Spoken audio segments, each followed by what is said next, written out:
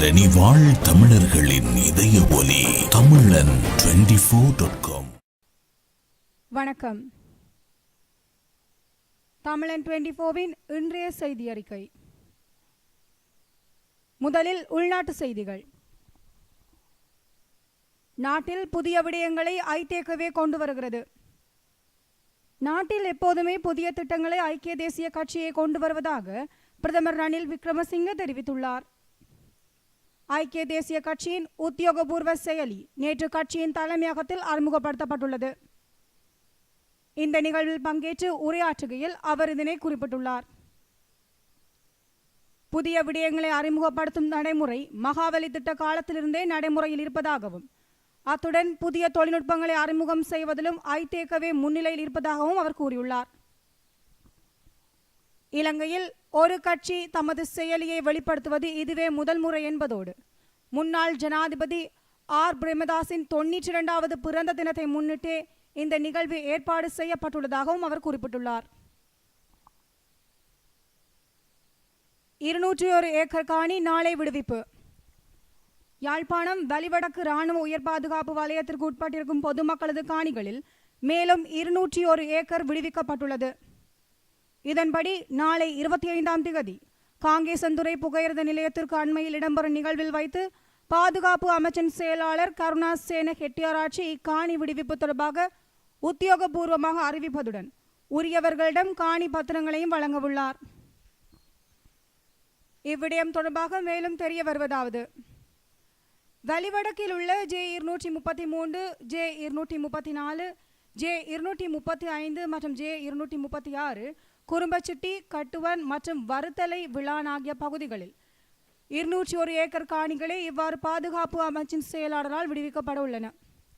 அத்துடன் இக்காணி விடுவிப்பின் ஊடாக காங்கேசந்துறை ரயில் நிலையம் மக்கள் பாவனைக்காக கிடைக்கும் எனவும் தெரியப்படுத்தப்படுகிறது. மகிந்தவின் இராணுவ பாதுகாப்பு நீக்கம். முன்னாள் ஜனாதிபதி மகிந்த ராஜபக்சவின் அனைத்து இராணுவ பாதுகாப்பு நீக்கப்பட்டுள்ளது. நேற்றைய தினம் மகிந்தவிற்கு வழங்கப்பட்டிருந்த முழு இராணுவ பாதுகாப்பு அதிகாரிகளும் அகற்றப்பட்டுள்ளனர். மகிந்தாவின் பாதுகாப்பிற்காக கடமையில் அமர்த்தப்பட்டிருந்த கேர்னல் மகேந்திரன் பெர்னாண்டோ, நெருக்கமான பாதுகாப்பு உத்தியோகத்தரான மேஜர் நெவில் வெண்ணீராட்சி உள்ளிட்ட 5 உயர் இராணுவ அதிகாரிகள் மகிந்தவின் பாதுகாப்பு பணிகளிலிருந்து வாபஸ் பெற்றுள்ளனர். இதன்படி மகிந்தவிற்கு வழங்கப்பட்ட மொத்த இராணுவ பாதுகாப்பும் நீக்கப்பட்டுள்ளது.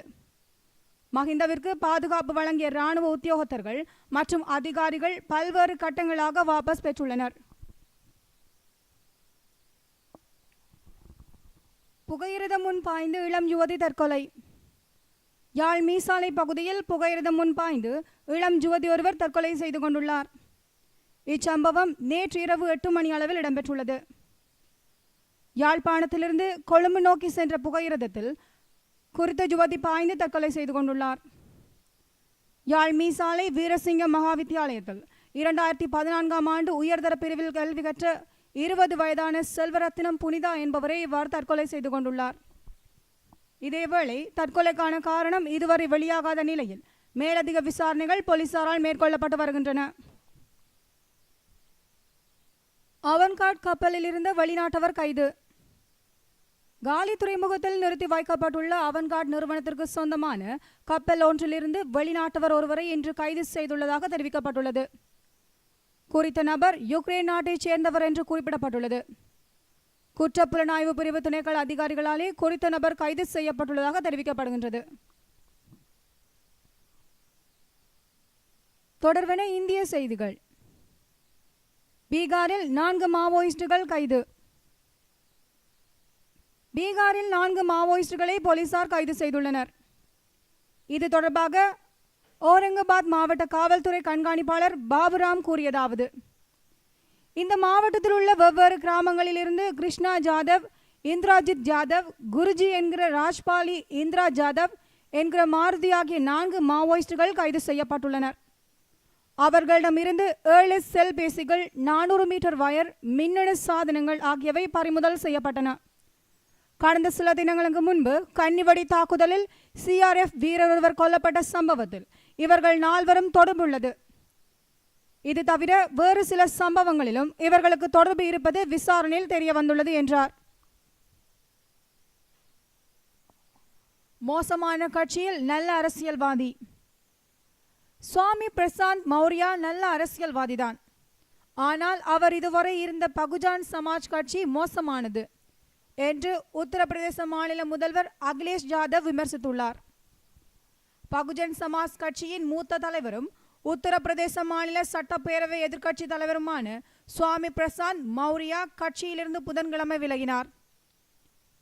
இந்நிலையில் அவரது இந்த முடிவு குறித்து உத்தரப்பிரதேச முதல்வர் அகிலேஷ் யாதவ் லக்னோவில் செய்தியாளர்களிடம் கூறுகையில், மௌரியா நல்ல அரசியல்வாதிதான். ஆனால் அவர் இதுவரை இருந்த பகுஜன் சமாஜ் கட்சி மோசமானதாகும். அந்த கட்சியிலிருந்து விலகுவதாக தற்போது அவர் எடுத்துள்ள முடிவு வரவேற்கத்தக்கது. சமாஜவாதி கட்சிக்கு அவருடன் நல்லுறவு உள்ளது என தெரிவித்துள்ளார்.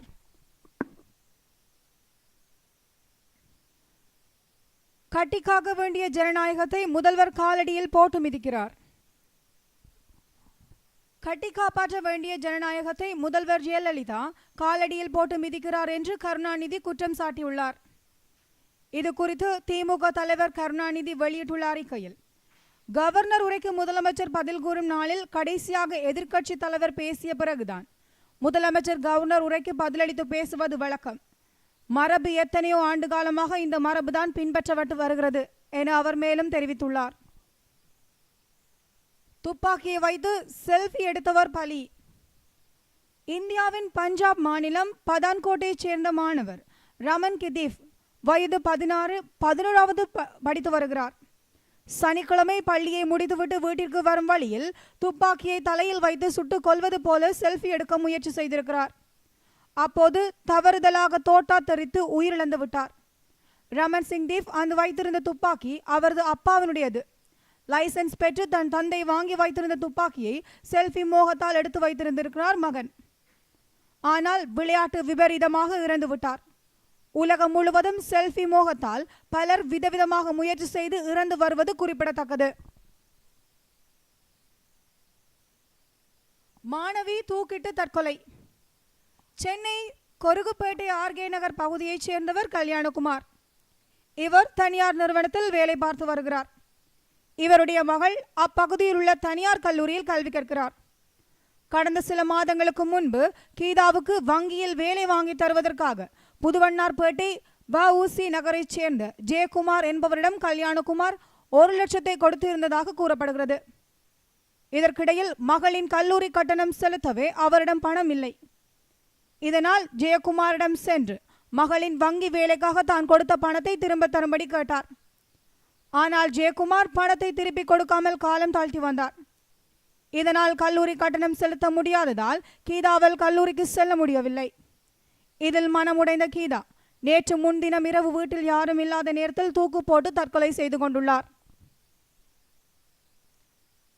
தொடர்வென வெளிநாட்டு செய்திகள். கன்னி வெடிகளை புதைத்துக் கொண்டிருந்த 7 தலிபான்கள் உடல் சிதறி உயிரிழப்பு.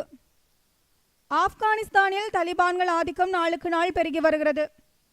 இந்நிலையில் அங்கு லோகார் மாகாணம் புல்லி ஆலாம் நகரில் சாலையோரம் புதைப்பதற்காக கன்னி வெடிகளை தலிபான் இயக்கத்தினர் நேற்று எடுத்துச் சென்றனர். பாதுகாப்பு படையினரை குறிவைத்து இந்த கன்னிவெடி தாக்குதலை நடத்த அவர்கள் சதி திட்டம் தீட்டியிருந்தனர். ஆனால் இந்த கன்னிவெடிகளை சாலையோரம் அவர்கள் புதைத்துக் கொண்டிருந்த போது உரிய நேரத்துக்கு முன்னதாகவே வெடித்து சிதறின. இதன் காரணமாக அவற்றை எடுத்துச் சென்ற 7 தலிபான்கள் உடல் சிதறி உயிரிழந்துள்ளனர். ஜெர்மனியில் துப்பாக்கிச் சூடு, மர்ம நபர் காவல்துறையால் சுட்டுக்கொலை. ஜெர்மனியில் முகமூடி அணிந்து வந்த மர்ம நபர் ஒருவர் பல்லடுக்கு திரையரங்கில் திடீரென துப்பாக்கிச் சூடு நடத்தினார்.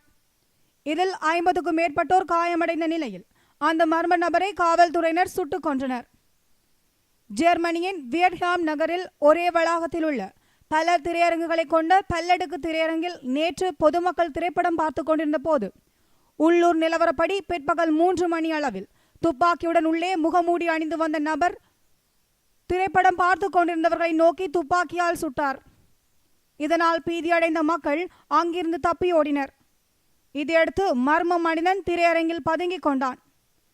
தகவல் அறிந்து விரைந்து வந்த அதிரடிப்படை போலீசார் திரையரங்குக்குள் கண்ணீர் புகை குண்டுகளை வீசினர். பின்னர் அவர்கள் துப்பாக்கியால் சுட்டதில் மர்ம நபர் உயிரிழந்தான். இந்த சம்பவத்தில் பொதுமக்களில் 50 பேர் காயமடைந்தனர்.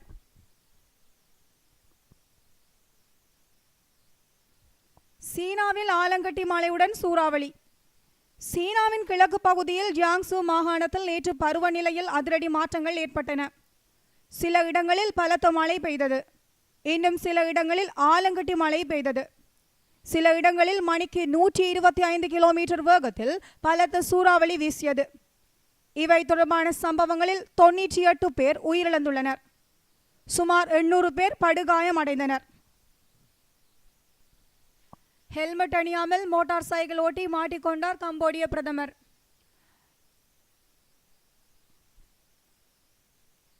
கம்போடியா நாட்டில் ஹெல்மெட் அணியாமல் இருசக்கர வாகனங்கள் ஓட்டுவது தடை செய்யப்பட்டுள்ளது. விதியை மீறி ஹெல்மெட் அணியாமல் இருசக்கர வாகனத்தை யார் ஓட்டினாலும் அபராதம் விதிப்பது வழக்கம். இந்நிலையில் அந்த நாட்டின் பிரதமரும் கம்போடிய மக்கள் கட்சி தலைவருமான ஹீன் சென் ஹெல்மெட் அணியாமல் கோகாங் மாகாணத்தில் மோட்டார் சைக்கிள் ஓட்டி மாட்டிக்கொண்டுள்ளார். இது தொடர்பாக அவரை பிடித்த போக்குவரத்து போலீஸ் அதிகாரி அவருக்கு $3.25 அமெரிக்க அபராதம் விதித்து அதற்கான நோட்டீஸை அளித்துள்ளார். தொடர்வன சினிமா செய்திகள். விஜயின் பிறந்த நாளை மறந்த சூர்யா. இளைய தளபதி விஜயும் சூர்யாவும் நல்ல நண்பர்கள் என்பது நாம் அனைவரும் தெரிந்த விஷயம்தான். ஆனால் நேற்று விஜயின் பிறந்த நாளுக்கு நடிகர்கள் பலர் வாழ்த்து தெரிவித்த பொழுதும் சூர்யா வாழ்த்து தெரிவிக்கவில்லை என்ற செய்தி ட்விட்டரில் பரபரப்பாக பரவி வருகின்றது.